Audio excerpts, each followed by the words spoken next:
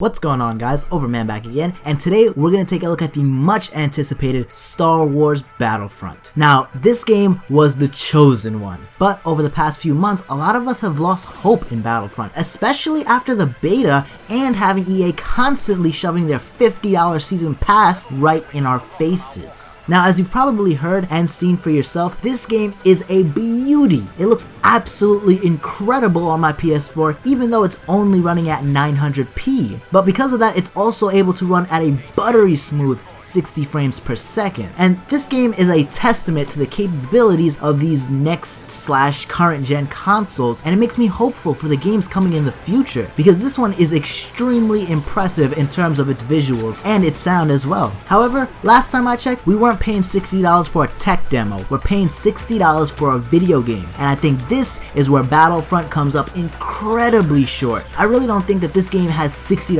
worth of content. First up is the obvious reason. For the main game mode in Star Wars Battlefront, Walker Assault, you get a whopping 4 maps, and you'll be playing those same 4 maps for Supremacy as well. And while these game modes can be fun at first, they quickly lose their luster because it's the same few maps over and over again. And it's not just the maps either. The gameplay doesn't really have much depth either because of how arcadey the game is. Now, me personally, I prefer more complexity in my gameplay, but I do know that there will be a lot of people who enjoy this style as well, which is totally fine, but you'll still have to put up with the same 4 maps over and over again, and that can't be fun for anybody. Now, the smaller game modes like Drop Zone and Droid Run do have a few more maps than the larger game modes, but not that much when you consider that this is a $60 game with no campaign. If multiplayer is the meat and potatoes of this game, then multiplayer should offer a massive amount of content. I mean, for goodness sake, Call of Duty has more maps than this game. And the thing about these smaller game modes is that they're just not as well done as the bigger ones, with the exception of Drop Zone. In Droid Run, you'll have 3 droids that move around very slowly in 3 different sections of the map. The goal of the game mode is to capture all 3 droids. Sounds pretty decent, right? Well, the problem with this one is that if the game mode goes down to the wire because neither team was able to capture all 3 droids, then the winner will be the team that is controlling 2 droids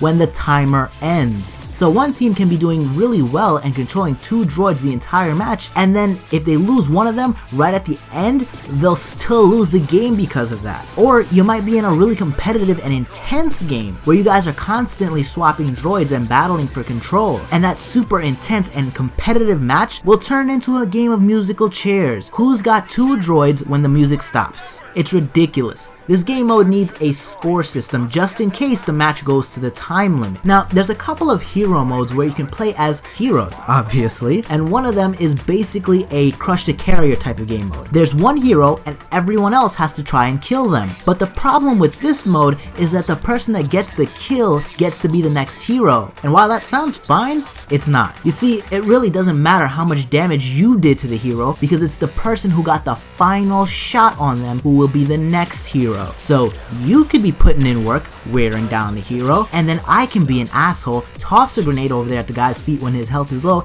and I'll get the kill and screw you over, and then I get to become the next hero. This leads to a lot of frustration and not much fun. The other game mode is Heroes vs Villains, which is a round-based game mode, and there'll be 3 heroes or villains per team, and like 2 or 3 infantry guys as well. And you'll battle it out till either one hero or one villain is left standing. Now, at first, I had a lot of fun with this game mode, but I had an issue with the length of the match. You see, you'll need to win 5 rounds in order to win 1 game, and that can take a while, especially if things are competitive. In my first match, we played 9 rounds, and the match lasted way too long as a result. And the problem with this is that we had to spawn in 9 times and do the same thing over and over again. And sure, you do get to play as different heroes or villains, but over time, this is gonna get old. And the strategy here is pretty damn simple. You travel together and pick off enemy heroes as a team. 1v1s can be difficult to win depending on who's got what hero, but 2v1s are as easy as you can imagine. Overall, it was fun at first but quickly got repetitive. And that's really the mantra for everything in this game. I mean, there's so little content, and then you get tired of that content so quickly because most of the game modes lack depth and replay value. Another example of this is the Fighter Squadron mode. Now, funny little story,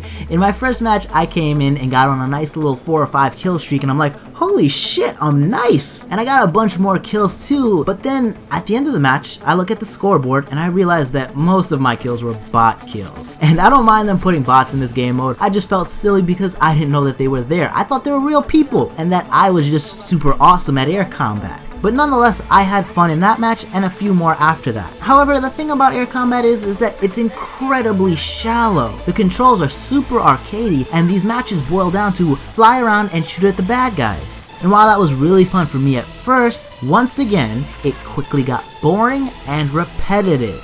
Now, what about Drop Zone? Well, Drop Zone really isn't half bad. It's basically Battlefront's version of Hardpoint. Objectives will drop in certain zones on the map and teams will fight for control of them. I like this one especially in the beta. It's simple, fast-paced, and fun. But in the full release, there's a problem. And it's not necessarily the game mode's fault, but rather a tactic that people can take advantage of. And that tactic is called grenade spam. Now back in the beta, I said that this was going to be a problem because of how fast the grenades recharged. But here in the full game, it's far worse than I could have imagined, and that's because you can equip multiple explosives that are very powerful. The first two that you'll get are the thermal detonator and the impact grenade. The thermal detonator is the Star Wars equivalent of a frag grenade. It doesn't detonate right away, but it has a very good blast radius. The impact grenade is really powerful. It has a smaller blast radius, but it does a crap ton of damage and explodes on impact. There have been many times where I've gotten the drop on a guy and I should have gotten the kill, but he was able to toss an impact grenade at my feet before I killed him. Now with these two grenades, Drop Zone becomes grenade warfare. But that's not all. There's a rocket launcher that tracks infantry enemies and recharges in basically the same time as the grenades. And later on, you can unlock the cluster grenade because obviously 2 grenades wasn't enough. We need a 3-in-1 solution, right? The explosives in this game will continue to be abused, and this problem will get worse and worse until DICE decides to patch it. And who knows how long that's gonna take. Not since Modern Warfare 2 have I despised explosives so much. And this definitely took a toll on my enjoyment of the game because sometimes you can't even get into gunfights without having nades constantly shoved up your ass. And while yes, I can play that game too, and I definitely do, it's just not that fun to constantly toss grenades.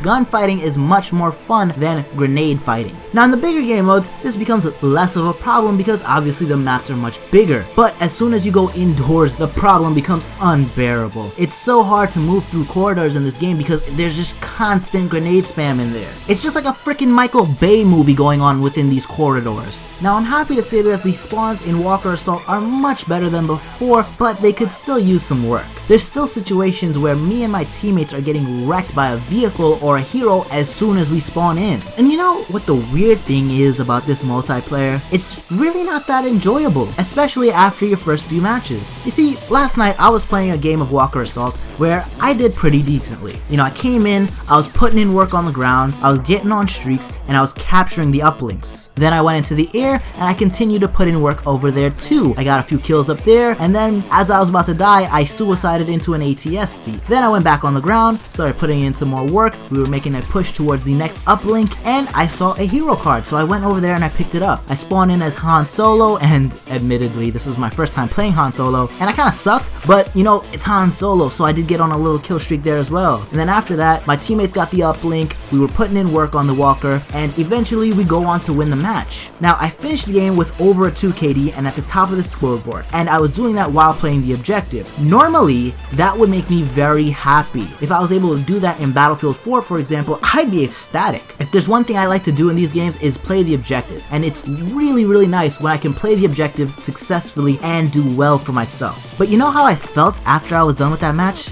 Just alright. You know, I didn't feel that happy, or I didn't feel that awesome. I didn't feel like I had that much fun, even though I had a good game. And I mean, the game's only been out for like 2 days, and I'm already feeling like that. You know, that's just ridiculous. This is a brand new game. I should be ecstatic about having a match like that, but I'm not.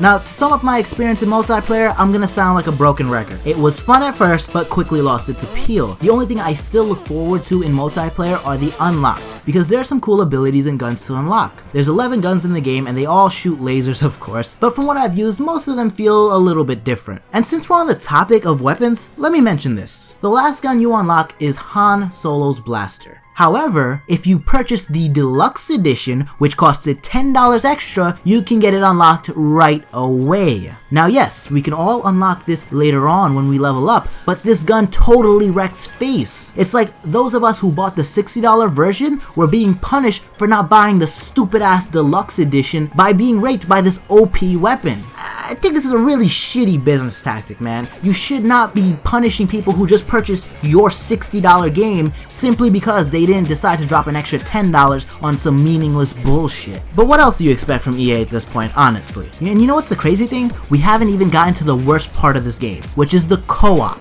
There's 3 main game modes in the co-op. There's one mode where they'll basically teach you how to fly the vehicles and operate the ATSTs and the AT-ATs and whatever, and that's nice as a little tutorial, so I don't blame them for putting that in there. That's fine. But the missions could have had more depth and they could have been more interesting. They're very boring and repetitive, to be perfectly honest. The next one is the Battles game mode, which should be the new instant action, but it's nowhere near as good as instant action, because what was awesome about instant action was it would drop you into basically a multiplayer match with bots. And the thing is, they could have done that since they have bots here, but it's not the same as multiplayer matches. It's in these smaller areas without all of the objectives that we had in instant action. There's no sandbox or anything like that, man. It's just garbage. There's no point in playing that bullshit. And then of course there's the wave defense game mode, which is trash. It's just wave defense, man. It's totally tacked on. It's nothing to write home about. It's just wave defense. And this game mode is pretty darn monotonous and boring, even on the first run through, man. There's just no reason to play it for me.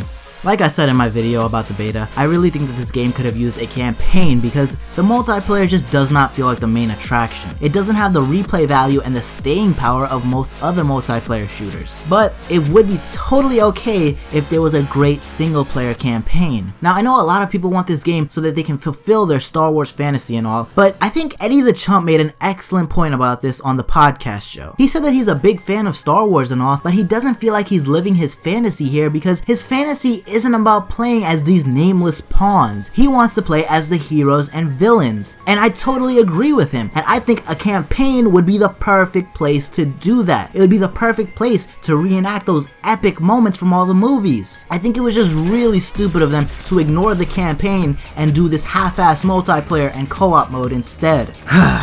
But you know what? My final verdict on Star Wars Battlefront is simply rent it if you're a Star Wars fan. Don't buy this game at $60. It is simply not worth $60. I think at most this game should be $20, maybe $30. But even then, it's a stretch. My honest recommendation once again is to rent it or maybe try it out at a friend's house. I know a lot of you guys are Star Wars fans and you're really gonna want to play this game and at least see it because it is beautiful and it is a sight to behold on these consoles. So go ahead, try to play it at a friend's house, maybe try to rent it or something, but please do not buy this game at $60. It is simply not worth it. But what is worth it is sending a message to EA that this bullshit is unacceptable. But that's it for me, guys. If you enjoyed the video, don't forget to smash that like button. If you're not feeling too shy, drop a comment down below. Let me know what you thought about Star Wars Battlefront. I know this is my opinion and this is my recommendation, but I'd like to hear from you even if you have a different opinion. And if you want to see more videos like this in the future, be sure to hit that subscribe button and follow me on Twitter. Link will be in the description box below. That's it for me though, guys. Over, man. Out.